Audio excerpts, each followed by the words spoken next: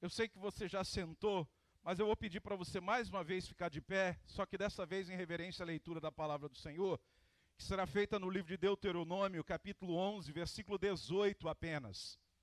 Deuteronômio, capítulo 11, 18. Enquanto você localiza, eu mando um abraço para todos aqueles que estão no nosso link, no canal oficial da igreja no YouTube. Deus abençoe sua vida, Deus abençoe sua casa, grande e poderosamente. Melhor seria tê-lo aqui conosco, mas nós louvamos a Deus pela possibilidade de chegar até sua casa através desse meio tecnológico. Deuteronômio, capítulo 11, 18. Quem encontrou diz amém. Gravem estas minhas palavras no coração e na mente. Amarrem-nas como sinal nas mãos e prendam-nas na testa. Vamos ler mais uma vez esse texto. Versículo 18, primeira parte. Gravem estas minhas palavras aonde? E aonde? No coração e na mente. E a segunda parte diz: amarrem-nas como sinal nas mãos e prendam-nas na testa. Coloque sua Bíblia sobre a cadeira. Se você puder, a mão no seu coração, com o símbolo de coração aberto, a palavra de Deus nessa manhã. Pai, nós queremos pedir mais uma vez pela liderança do Teu Espírito nesta manhã na ministração desta palavra. Deus, nosso coração é terra frutífera, produtiva. Pode plantar a Tua semente, Senhor. Nós queremos cultivá-la, queremos fazer com que ela esteja bem guardada para produzir 30, 60 e até 100 por um, para a glória e louvor do Teu nome. É a nossa oração em nome de Jesus. Amém. Antes de você sentar, olhe para a pessoa que está do seu lado e diga assim: se não fosse por você, eu seria a pessoa mais linda aqui hoje. E aí convide-o a sentar. Diga para ele assim: olha, eu vou ouvir a voz de Deus, hein? Então eu não preciso ouvir a sua. Aleluia. Gente, talvez alguns se assustaram com o tema que nós propusemos, né, para os irmãos, mas na quarta-feira, no Fornalha, nós fomos desafiados pela pastora Lu acerca do tema de memória. Irmãos, nós em casa compartilhamos daquilo que a gente ministra à igreja. Então eu tive acesso ao material que os irmãos receberam, tanto as mulheres como a igreja na quarta-feira, antes. Mas não me chamou a atenção tanto como me chamou a atenção aqui na quarta-feira. E eu fiquei impressionado quando ela falava sobre trazer à memória aquilo que nos dá esperança. Quando ela pregou, ela citou um processo chamado neuroplasticidade do cérebro, que é o sistema nervoso central, né? E a capacidade que ele tem de se adaptar, de se moldar. Foi um conhecimento relativamente novo para mim. Eu não tinha tido contato com esse conhecimento, não é? De como o cérebro pode se adaptar, pode se moldar. Talvez seja uma dica para convidar o pastor Emerson, né? De novo, um abraço, pastor Emerson Pinheiro. Um beijo, isso acontece, não fiquem nervosos não. Isso aqui é ao vivo. Vocês fazem um excelente trabalho de comunicação, Deus abençoe. Sou apaixonado pelo serviço que esses irmãos desempenham com tanta dedicação. Nós estamos num processo de crescimento contínuo, aprendendo, não é? Louvado seja o Senhor. A gente ficou com vontade de rir porque apareceu a foto de outro pastor muito mais bonito do que eu, né? Mais inteligente. Então eu não tinha ideia desse conhecimento, e aí eu fui navegar nas ondas dessa teoria e fiquei pensando como é que a Bíblia enxerga também esse assunto. À medida que ela foi desenvolvendo aqui na quarta-feira, eu estava babando aqui não só porque eu sou apaixonado por aquela loira, né? E por tudo que Deus está fazendo na vida dela, mas Deus foi plantando no meu coração aquele assunto. E eu decidi então conectar essa teoria, essas verdades com a verdade bíblica para os irmãos nesse domingo. Um fato inegável que a ciência defende com muita propriedade, mas que já era entendido pela Bíblia há muito tempo. Com outras palavras, de outro jeito. Eu tenho desafiado os irmãos a escutarem nessa manhã e voltarem mais tarde, porque não vai dar tempo de falar tudo que eu gostaria nesse dia. Quando eu comecei a escrever, eu até achei que iria repetir a mesma palavra de manhã e à noite. Mas o conteúdo ficou maior. E para não deixar ele muito denso, eu decidi fazê-lo em duas partes. Sabe, irmãos, as diversas fases do ser humano, desde a sua infância, adolescência, juventude, vida adulta, a terceira idade ou a melhor idade, elas promovem adaptações ou necessitam que nos adaptemos a diversas coisas. E o nosso cérebro, ele também vai trabalhando essas questões. É interessante que, em palavras bem simples, o nosso cérebro ele é ensinável, é moldável. E quando eu quero falar moldável, eu não quero que você imagine uma massa de modelar um slime, não é isso. Mas é padrões neurais que vão sendo repetidos por causa de hábitos, de comportamentos. Pastor, me dá um exemplo. Se você é uma pessoa que reclama muito, e você repete esse padrão, o seu cérebro aprende a reclamar. Então, o seu cérebro vai ser um reclamão. Você entendeu? São padrões que vão sendo repetidos. À medida que se repete, vai ser o padrão que seu cérebro vai se acostumar.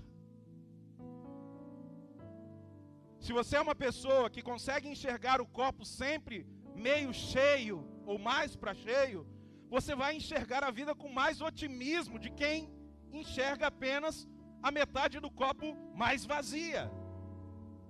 Então o nosso cérebro ele é ensinável, a ciência atesta, comprova que durante a nossa vida, nas nossas experiências, nas nossas circunstâncias, o nosso cérebro sofre modificações. Tá ok, pastor? E aí? E daí? Presta atenção. O cérebro é o patrão. É ele quem manda no nosso corpo. Então é dele que vem o comando para as pernas. E entenda quando eu digo pernas, para a ação, para a prática, para o desenvolvimento. O cérebro é o patrão, é ele quem manda. E eu quero chamar esse patrão daqui para frente de mente. E vou desenvolver com vocês algumas coisas a respeito disso daqui a pouco. E eu queria que você prestasse muita atenção, porque a gente tem uma tendência, às vezes até exagerada, de culpar as pessoas e até as circunstâncias por coisas que não deram certo na nossa vida. Mas poucas vezes a gente faz reflexões sobre os nossos hábitos e sobre as consequências desses hábitos e desses comportamentos.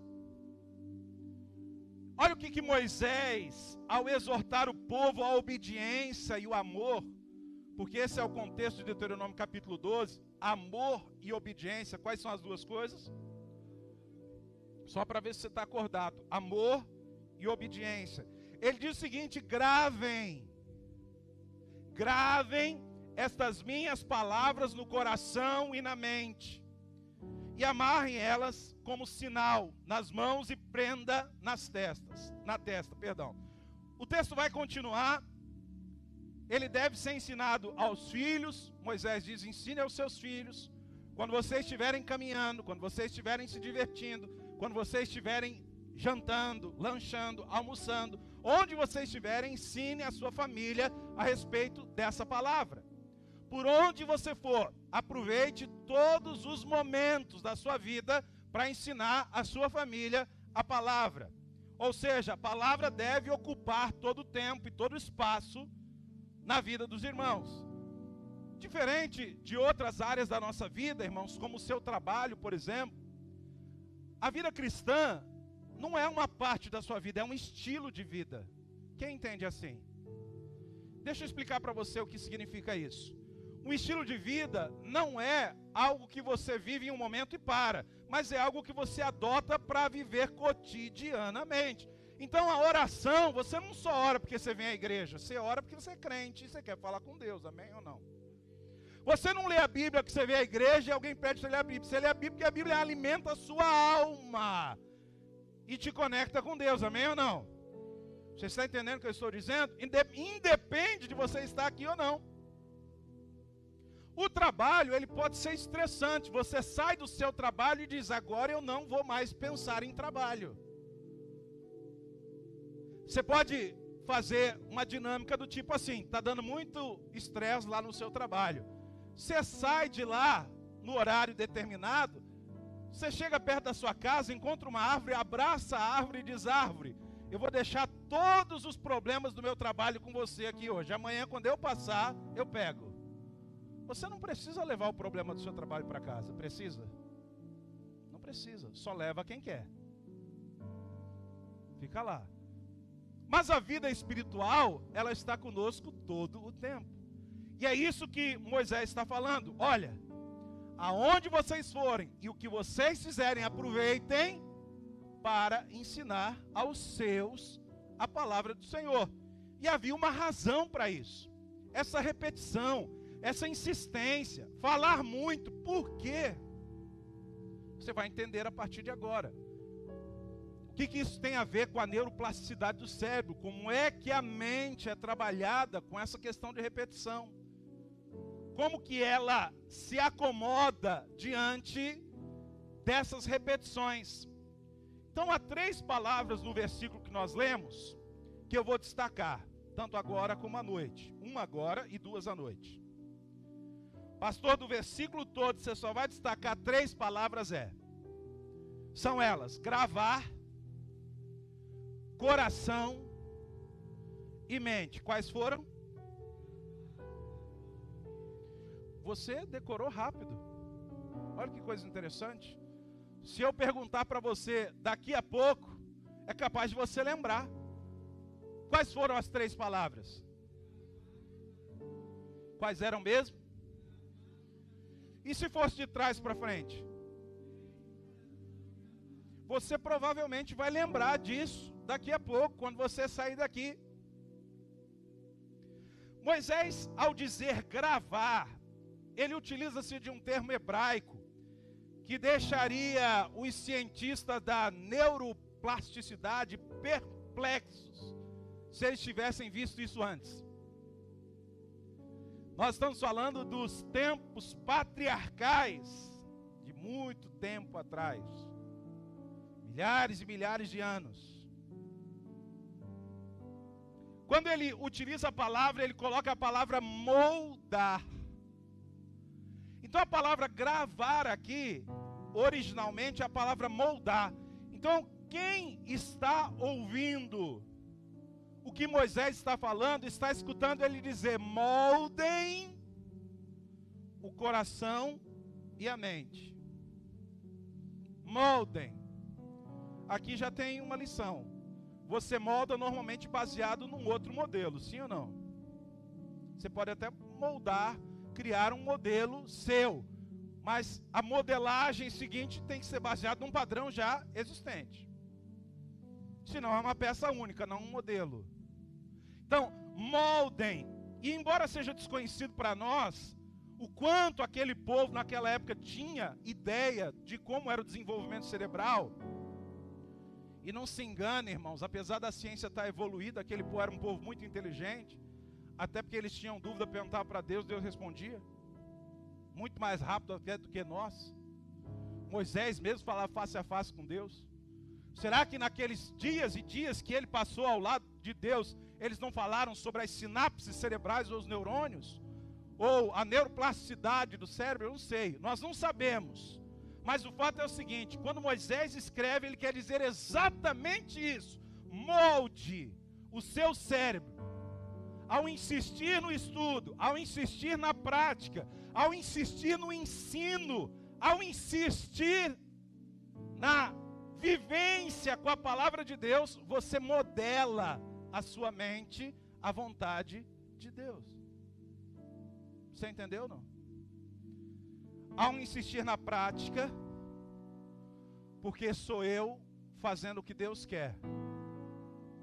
Ao insistir no ensino, é eu te ajudando a fazer o que Deus quer. Entendeu? Ao insistir na vivência, é eu continuar recebendo de Deus. Eu vou modelando a minha mente para fazer aquilo que Deus quer que eu faça. Simples. Mas eu queria um pouco mais fundo com os irmãos hoje. Eu queria cavar um pouco mais. Queria que você pensasse mais longe comigo. Viajasse um pouco mais comigo nesses termos. Deixa eu te chamar a atenção para um outro texto. O texto dos começos. É o texto de Gênesis 1:26. Quando a Bíblia diz que o Senhor chamou o homem, ou criou o homem para ser semelhante a ele, há algumas características que a gente precisa considerar. Pastor, como assim? Deus queria que o homem fosse parecido com ele. Diga para a pessoa que está do seu lado, olha, quando Deus fez o homem, Deus queria que ele fosse parecido com ele. Pergunta para a pessoa se ela entendeu. Se ela disser sim, fala outra frase para ela. Deus quer que você se pareça com ele. Amém ou não? Essa palavra semelhança quer dizer que Deus quer que o homem se pareça com ele. Então vamos lá, cada novo encontro, porque era assim que funcionava. O homem foi criado, a mulher foi criada e o Senhor estabeleceu um processo de encontro, de ensino, de vivência. Todas as tardes, o Senhor ia ao encontro do homem. E quando eles se encontravam, provavelmente eles tinham muito assunto para conversar. Nós sabemos que destas conversas saiu inclusive a ordem de Deus para o homem, para que ele pudesse dar nome aos animais, por exemplo. Então eles estavam ali, a cada novo encontro, a cada novo pôr do sol, Adão e Eva aprendiam mais e desenvolviam mais a semelhança com Deus. Mas nós sabemos a história. Adão e Eva foram enganados pela serpente. E eu quero que você preste muita atenção, porque qual foi o momento que eles foram enganados?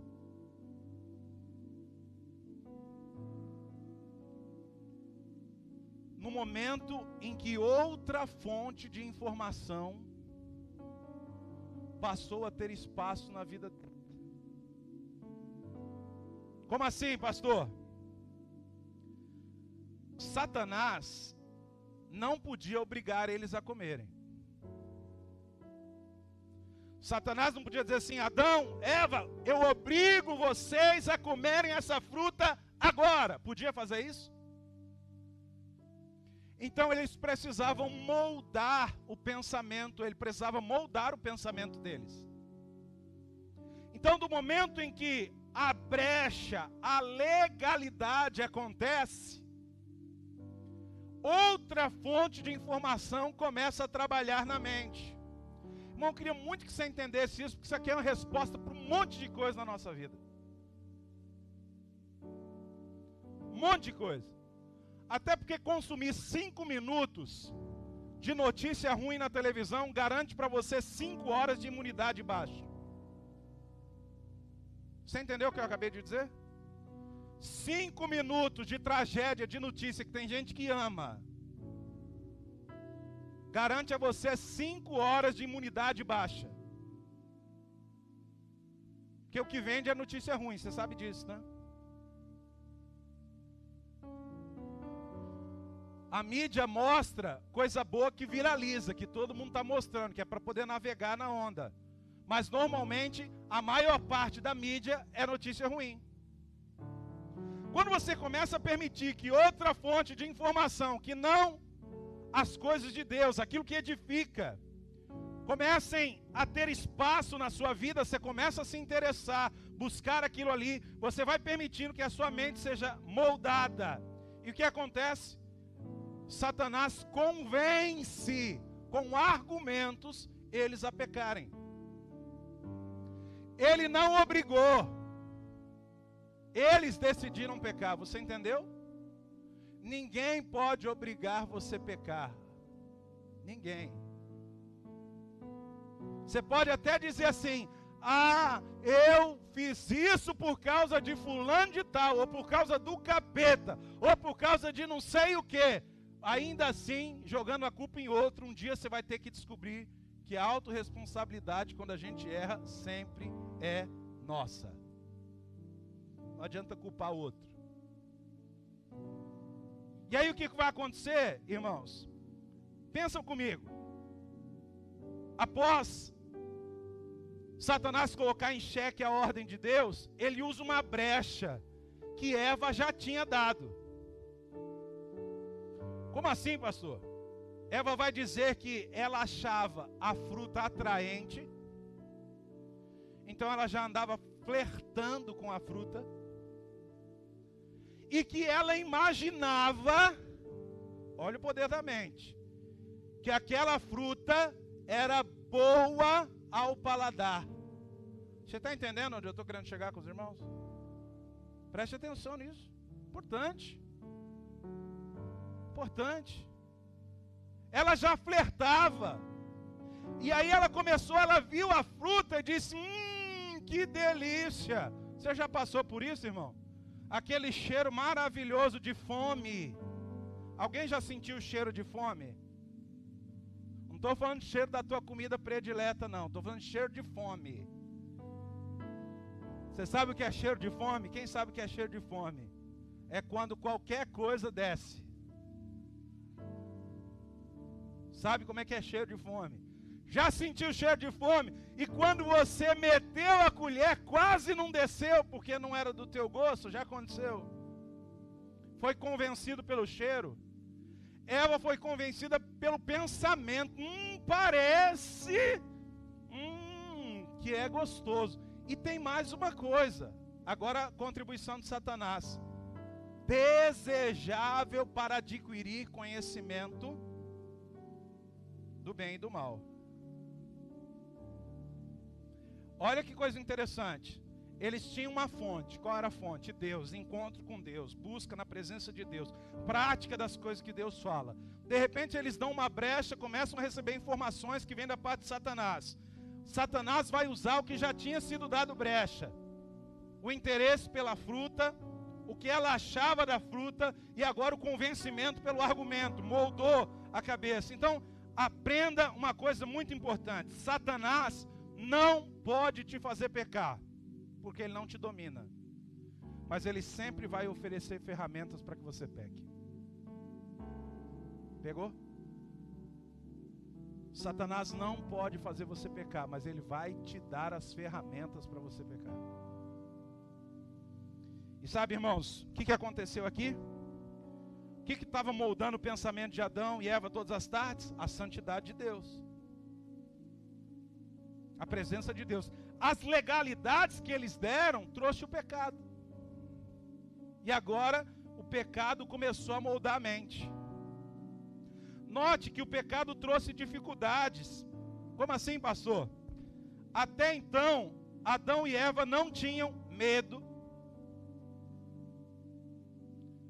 Mas eles ficaram com medo? Ficaram, porque quando o Senhor pergunta a Adão: onde é que você está? Ouvi seus passos no jardim e tive, por isso me escondi. Até então eles não tinham egoísmo. Mas a partir desse momento o egoísmo chegou. Mas o que foi que você fez, Adão? Não fui eu, não. Foi a mulher que o Senhor me deu. Esquece. Eu estou livre dessa. Eu comi, mas ela foi porque ela me deu.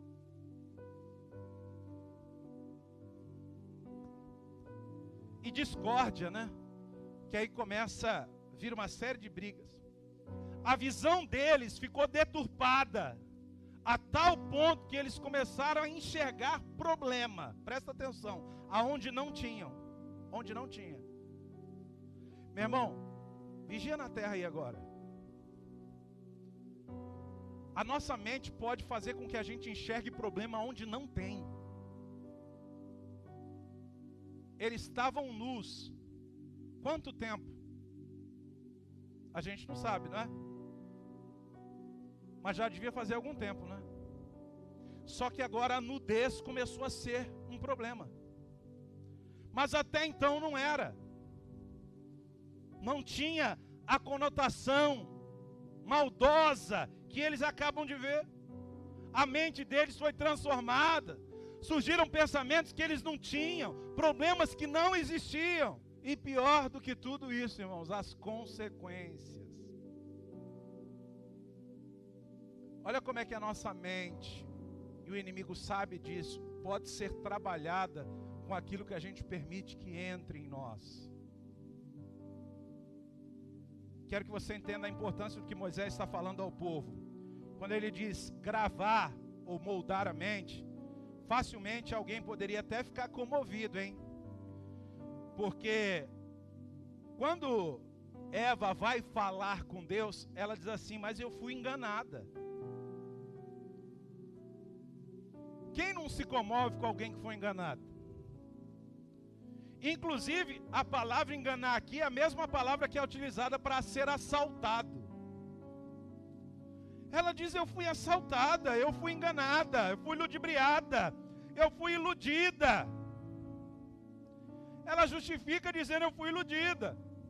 E por causa disso não deveria haver consequências sobre a vida dela, porque ela foi enganada, afinal de contas. Não poderia até ser comovente? Se Deus não tivesse dito claramente, não comam, porque se comer, vai morrer. Então presta atenção, não está em questão se o fruto era bonito,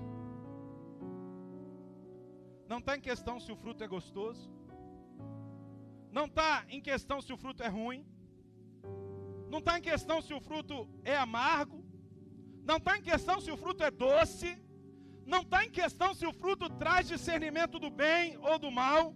O que está em questão é que Deus simplesmente disse não. Quem está entendendo? Ah, irmão, isso aqui é tão importante. Não está em questão se ia ter conhecimento do bem e do mal, se ia aparecer com Deus, se não sei o quê, não é? Aliás, e ocorre nesse momento, louvado seja Deus, porque Ele acrescenta até durante, né? Mas pensa, se o Senhor faz o homem semelhante, ele já era parecido, né? O que Satanás propõe? Que se eles comerem, eles vão ser como? Vocês vão ser parecidos com Deus, mas eles já eram. Percebeu?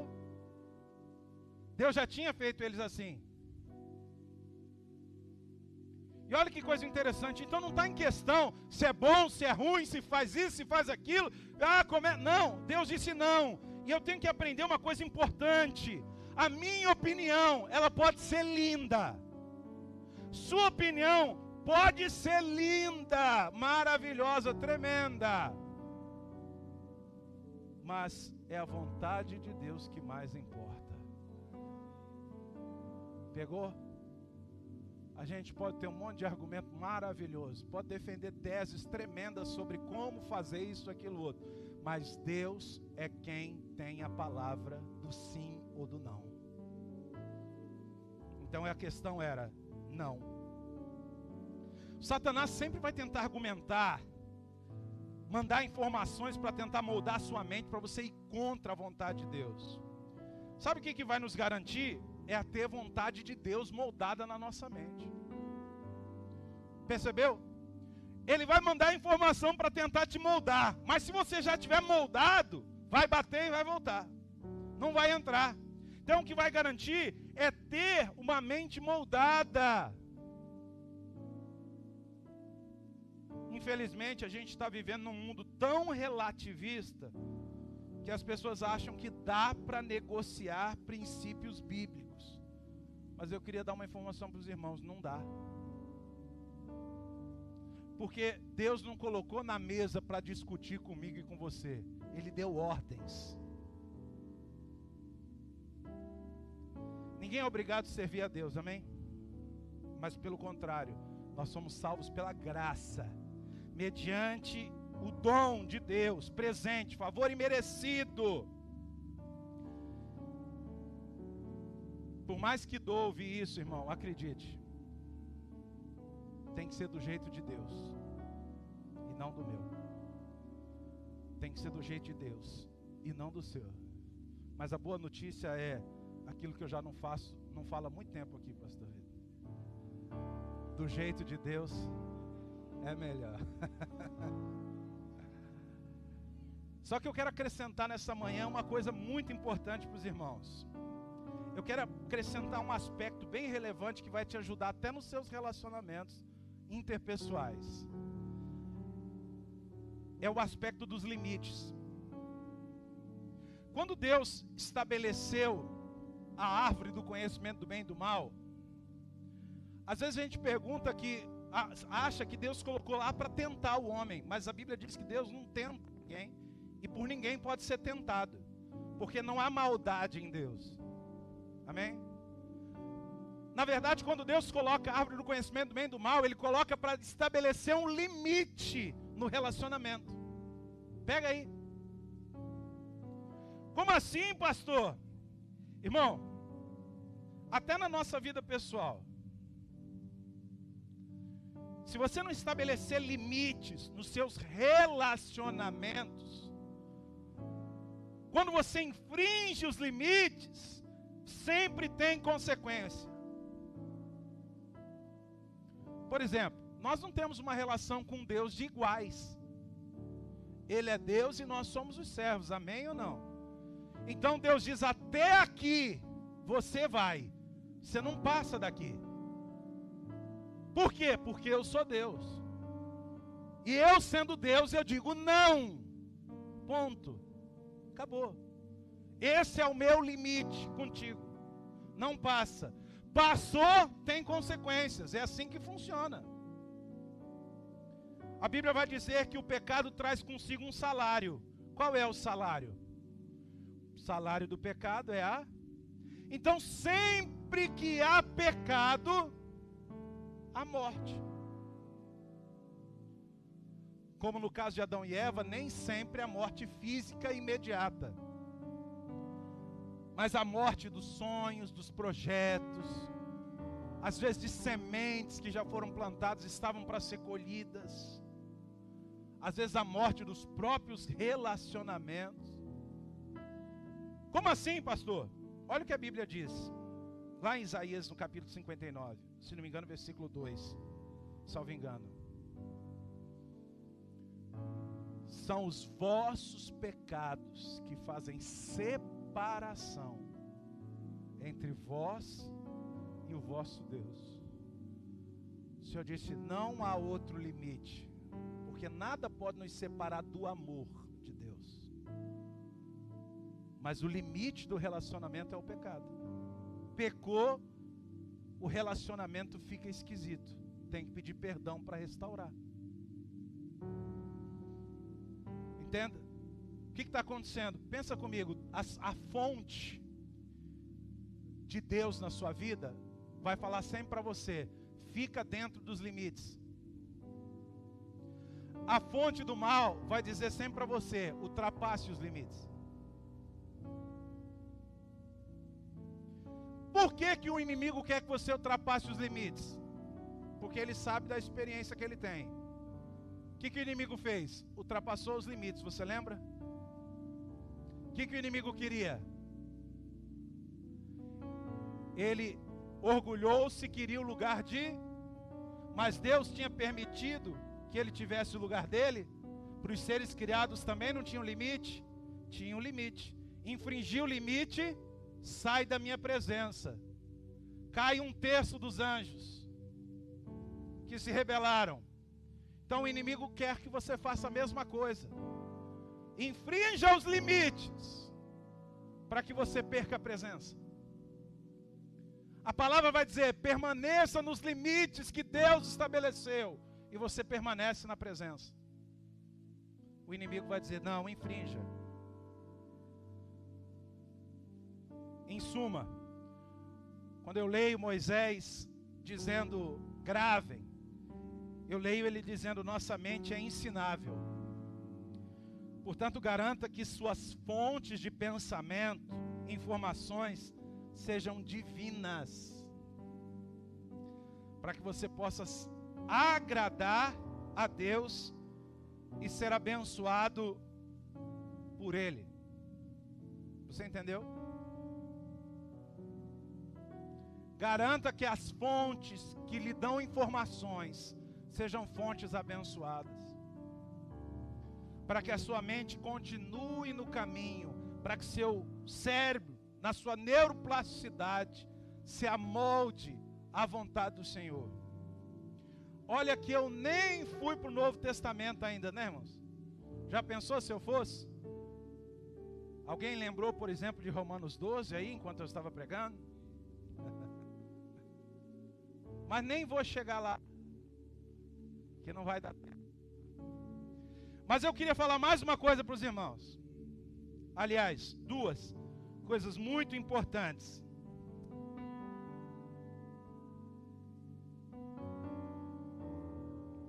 Mas eu só vou falar hoje à noite.